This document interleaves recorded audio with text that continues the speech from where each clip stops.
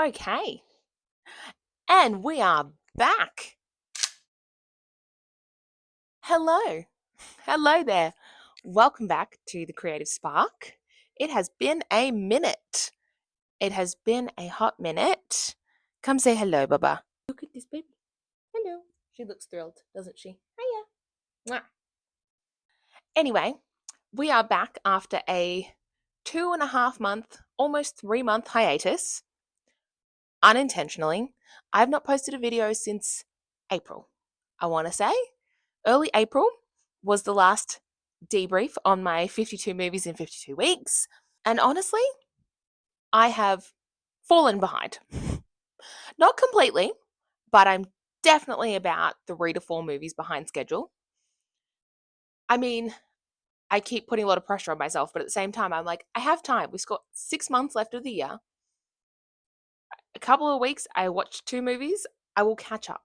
No problem. I just have to be kind to myself because April, May, and now also June have been supremely busy.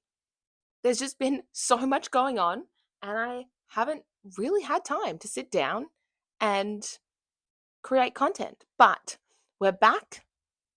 We are setting up a schedule, and I have every intention of uh, creating a proper content schedule and being back every week, at least once a week, hopefully twice a week. I very much want to launch my creative diary vlogging series, which hopefully my ADHD will let me do. But lots of things get in the way. Anyway, we're back. We're back with another catch up on my 52 movies in 52 weeks. There's a lot to catch up on. However, today we're going to stick to one particular theme, which is I've had several movies come up of the late 90s, early 2000s, not rom-com, but like romantic dramas. It's been an interesting journey. I've had everything from Jerry Maguire, which I have a lot of thoughts on. So, Jerry Maguire, Eternal Sunshine of the Spotless Mind, and Almost Famous. So, they're definitely not romantic comedies. They are romantic dramas, in my opinion. And I have a lot to say about them. So, settle in, grab yourself a beverage, whether it is a tea, a coffee, a glass of wine, maybe, because that feels appropriate for a romantic drama film. Maybe I should get a glass of wine. Okay. Now, I did decide to get myself a wine. You know what? Yeah, why not? Mm. Okay, where to start? I think let's start with the Eternal Sunshine of the Spotless Mind. So, quick synopsis for people who haven't seen it. The Eternal Sunshine of the Spotless Mind. So, after a painful breakup, Clementine, Kate Winslet, undergoes a procedure to erase memories of her former boyfriend, Joel, played by Jim Carrey, from her mind. When Joel discovers that Clementine is going to extremes to forget their relationship, he undergoes the same procedure and slowly begins to forget the woman that he loved. Directed by former music video director Michael Gondry, and the visually arresting film explores the intricacy of relationships and the pain of loss. So, honestly, it's a great film. It's kind of creepy in a lot of aspects in the way that, like, the subplots as well. So the main part of the film is from Joel's point of view as he undergoes this procedure, and sort of as they're erasing his memories is reliving them as he's asleep and living them in reverse order from like when they broke up to when they met. And in that process, he's realizing that he said yes to this because he's so angry in the moment. But by the end of it, after reliving all of their history, realizing just because I'm angry now, I don't want to lose the, all of our memories together. It's just a really interesting exploration of. It's right. The synopsis is right. Like, it's an interesting exploration of grief and loss and the effect that the people we love have on us and the marks that they leave. Because by the end of the film, so like at the start of the film, he doesn't remember her, and you sort of get the backtrack of that information. And even though they've broken up, they meet again and they don't really know each other, but they've got this familiarity about each other going, I know you. Why do I know you? Like, I feel safe with you. Why do I like, and they can't quite figure out why they know each other, but they were both drawn back to the place where they originally met and met again. And so it just goes to show that you can never completely erase someone from your life. And that plot is really beautiful, and the way they film it, the cinematography of it is fantastic. The acting is great. The writing is really good. The subplots are creepy, put it that way.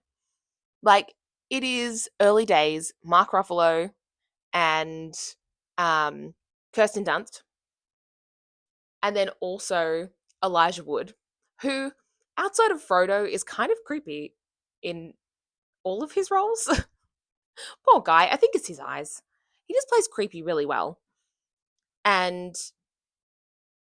their subplot around working for the doctor that puts this procedure in place, and they go to these people's houses, they put them to sleep, and then they are supposed to like erase their memories. But they're young kids, but like they do really creepy things while these people are asleep, like have sex with each other, like in the chair next to them, or like dancing around in their underwear, drinking all their alcohol. Like, it's weird. It's weird. And Elijah Wood's character is trying to like recreate the memories that Joel and Clementine had and sort of insert himself into like Clementine's life because he finds her attractive. And then you got the opposite side where Kirsten Dunst's character is this young, naive girl and she's completely in love with the older doctor. But what you actually find out is that they were together and they decided together for her to erase their memories because he's married. Honestly, there's so many different things and so many kind of creepy parts of it, but it's a good film. It is a really good film. And it's one of those ones that I feel like you could study in a filmography class and do like a real deep dive into psychology and the cinematography and the music and like the choice of casting Jim Carrey and Kate Winslet, because it's very different to their other roles. Like, Jim Carrey doesn't get to do drama very often. He's always stuck in the comedic character, which he's excellent at. His comedic timing is phenomenal.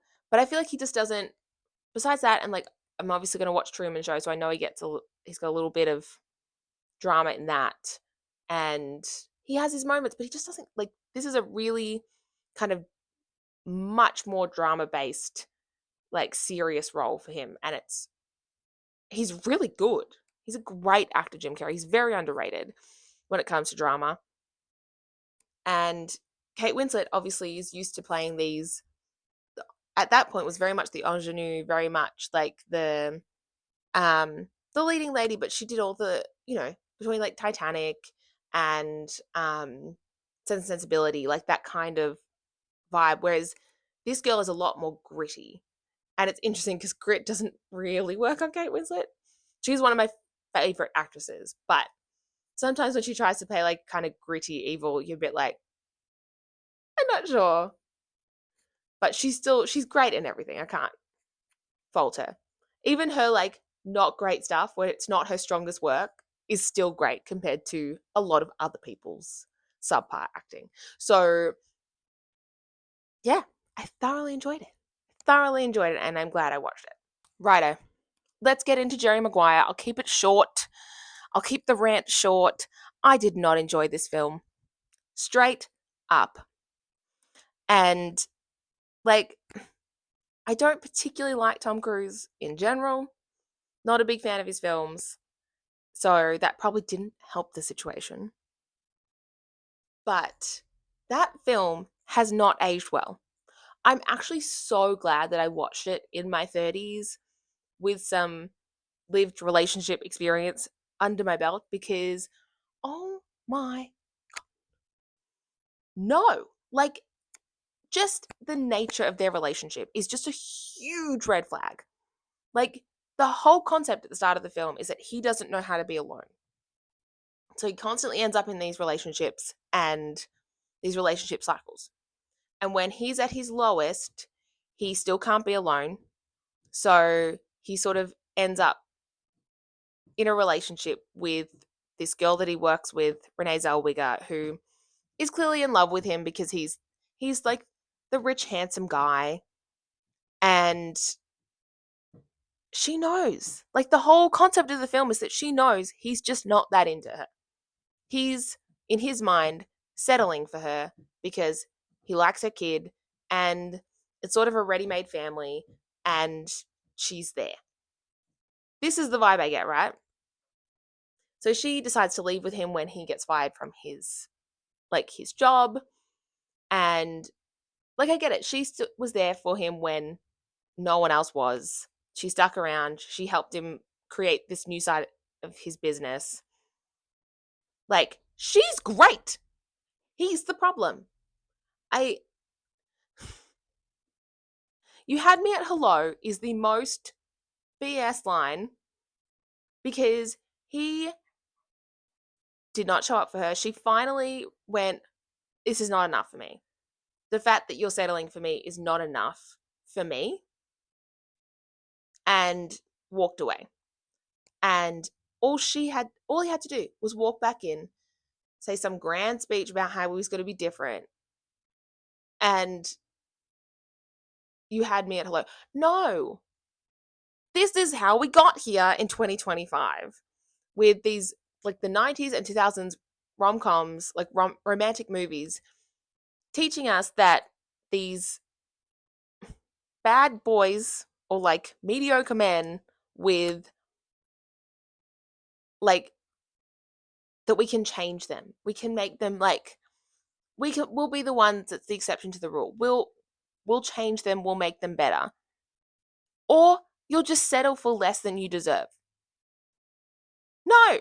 The whole film, her sister's like, this is a bad idea. Like, he's just not into it. Like, and he went away, was alone. He was actually alone. And like, I get it. I hope that at the other end of the movie, on the opposite side of what you don't see, that he actually did realize the error of his ways, realized he was in love with her, and stepped up. But I don't know. Something about it just didn't sit right with me. Something about it just didn't. I was like, no, no. Like, in 2025, like, it obviously wasn't 2025. It was the 90s. But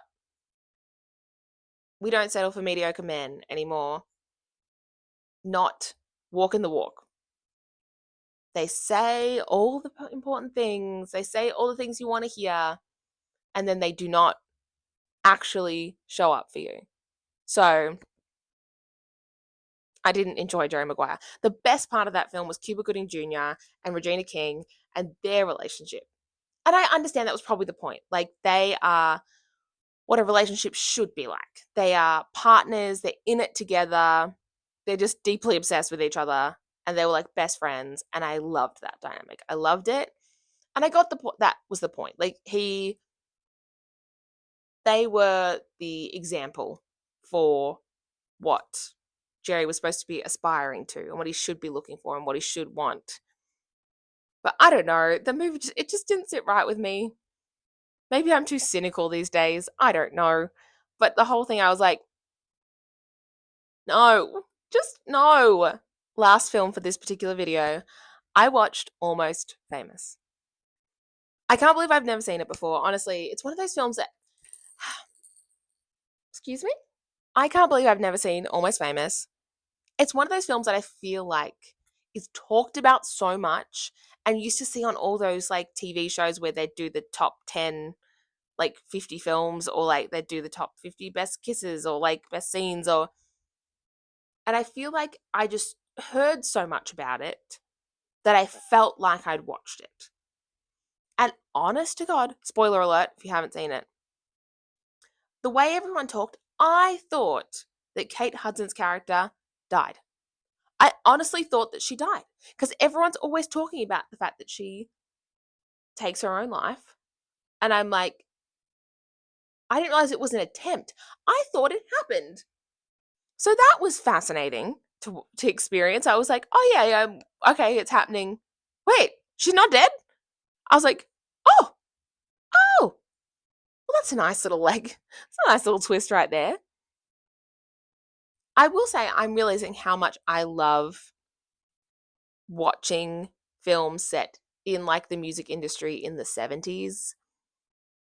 I mean, like the 70s into the like early 80s, the music scene was intense.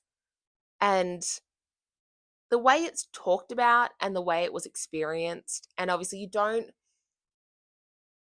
I feel like we're coming back into it a bit now, but just the way that music was experienced at that time, vinyl, like you would have to go and get a vinyl record, or you'd hear the songs on the radio. There was no streaming. You couldn't like shuffle things.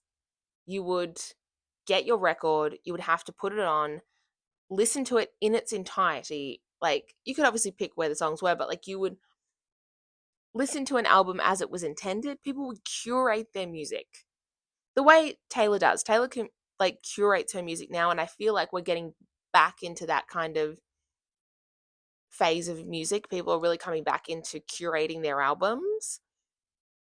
But I feel like it became a bit of a lost art for a while. So the way like the 60s and 70s and like coming into the 80s, like just the way music was and that time period, and then like the clothes, like, and for concerts you couldn't stream or watch anything. You would just, if you weren't there live in that moment, like say Woodstock for example, or being able to see Fleetwood Mac live or the Beatles, like we kind of like they compare like the Eras tour. There was a lot of comparisons of the Eras tour to like Beatlemania, and that feeling of like just like the excitement and that like the stress of trying to get tickets and being in that space and experiencing that time together.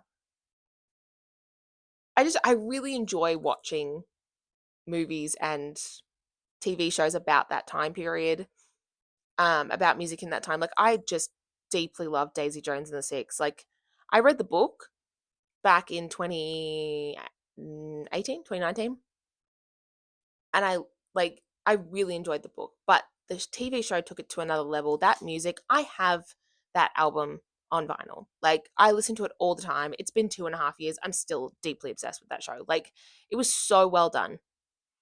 And I feel like Almost Famous has that vibe. And obviously it was well before Daisy Jones and the Six. But um I just really feel like Almost Famous has that energy, and like the clothes. Oh my gosh. And just like all the random actors in this film, like the Jimmy Fallon random cameo. I was like, it's Jimmy Fallon. Like back before he was Jimmy Fallon. You know, Billy Crudup, and like, is it Billy Crudup? Pretty sure. Anyway, I just thought I loved it. I really did. I was completely and utterly locked in. I didn't scroll much on my phone. I watched the whole thing. I just enjoyed the music and the acting, the cinematography. I obviously it's very much more, cinematography is not like a huge part of it, but I just think some of the shots were fantastic, and also just the way that Penny is overly realized. Um like they it was like she was just this object that they all kind of had to win, and like how that scene when she's overdosed and the kids called for help, but he kisses her in that moment anyway, and you're like, ooh, like that's not okay, like that's not okay. And then he's still kind of turned on a little bit when she's getting her stomach pumped, like he's still looking at her feet and the way her feet are moving, and like the way, and I'm like, oh, that's a bit ick. And I think that was the point. That is the point, to make you feel uncomfortable, because that's what the girls' lives were. the girls who were the groupies, the girls who followed the bands around, and just women in general at that time. Like, it didn't matter. You were a bit of an object. You were still an object. We are still classified. Like, some men still visualize us as objects. But yeah, I actually really enjoyed that scene because it gave you the ick, but it was supposed to give you the ick. Like, just so well done. And I can see why it's a classic. Also, I just love Kate Hudson. I adore her. I still love her now. I just watched the like Kate Hudson, Catherine Hard actors on actors and their relationship, and just like I totally Catherine Hahn is also just so underrated. Like, I forgot how much stuff she was in before she did like Agatha all along, and like I know her. She's in plenty of stuff. But you think about it and then you go back and you're like, oh my god, she was in this. She was in that. I forgot she was that the friend in 10 things, like How to Lose a Guy in 10 Days. Like, she's hilarious in that. She's so funny. And in general, Kate Hudson's just excellent. I love her and everything. So, yeah. I would Almost Famous is a definite watch for anybody. It's a classic. You must watch it. Eternal Sunshine of the Spotless Mind. So, like, Almost Famous, I would give 5 stars. Eternal Sunshine of the Spotless Mind, I would give 4 stars. It's a little bit more indie, a little bit more edgy, and definitely I don't think everyone would enjoy it, but as if you're a cinephile, I think yes, you would. And Jerry Maguire, just I don't want to talk about it. I don't want to talk about it anymore. It just depresses me. But that's it. We're gonna wrap that up there. And I probably rambled way longer than I planned to because I was only talking about 3 films. But that's it for now. I'm going to see you next time. I've obviously got lots of films to catch up on. I've watched some like old school, like His Girl Friday. I watched the How to Train Your Dragon films. I'm going to do its own video on How to Train Your Dragon because I've now watched the series. And how have I never watched the How to Train Your Dragon series? I don't understand. How did I miss this? Anyway, if you like this video, don't forget to give it a thumbs up, subscribe to the channel, and I'm going to see you next time. Bye!